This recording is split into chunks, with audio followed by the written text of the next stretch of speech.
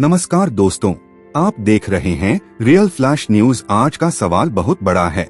पंजाब से आखिर क्यों भगाए जा रहे हैं यूपी और बिहार के मजदूर? क्या यह केवल मजदूरी का मामला है? क्या यह केवल कृषि की कहानी है या इसके पीछे राजनीति, समाज और संस्कृति की टकराहट भी शामिल है? आज हम आपको एक ऐसी यात्रा पर ले चलेंगे जहां से इस पूरे विवाद की परत दर परत सच्चाई सामने आएगी। दोस्तों, कहानी की शुरुआत करनी होगी हरित क्रांति से। साल था 1960 का दौर। भारत में हरित क्रांति आई। पंजाब और हरियाणा सबसे बड़े लाभार्थी बने। सरकार ने किसानों को नई तकनीक दी, बीज दिए, उर्वरक दिए, पानी की सुविधा दी, फसल की पैदावार बढ़ी। लेकिन खेतों में एक बड़ी समस्या थी, काम करने वाले हाथ बहुत कम थे। यहीं से कहानी में प्रवेश करते हैं। यूपी और बिहार के मजदूर। गंगा के मैदानी इलाकों में गरीबी बहुत थी। बाढ़ और सूखा हर साल जीवन को तबाह कर देते थे।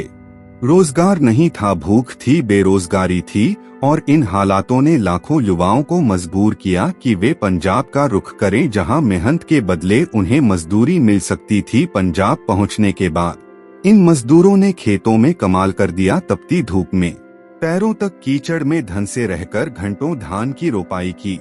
कटाई के मौसम में रात रात भर काम किया, कंधों पर बोझ उठाया।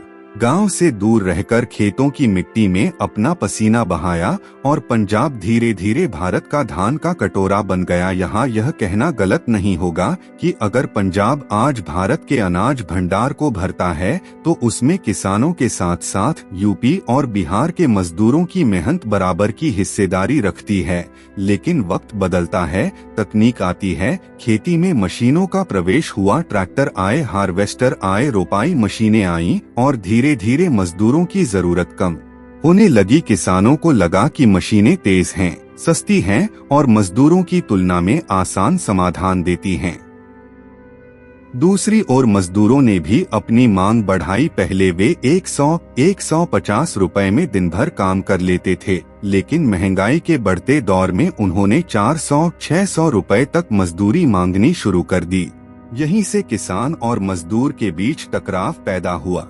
किसान कहने लगे कि इतनी ऊंची मजदूरी देंगे तो हम घाटे में चले जाएंगे। मजदूर कहने लगे कि हम भी तो परिवार पाल रहे हैं, हमारी मजबूरी भी समझो। इसी बीच राजनीति ने आग में घी डालने का काम किया।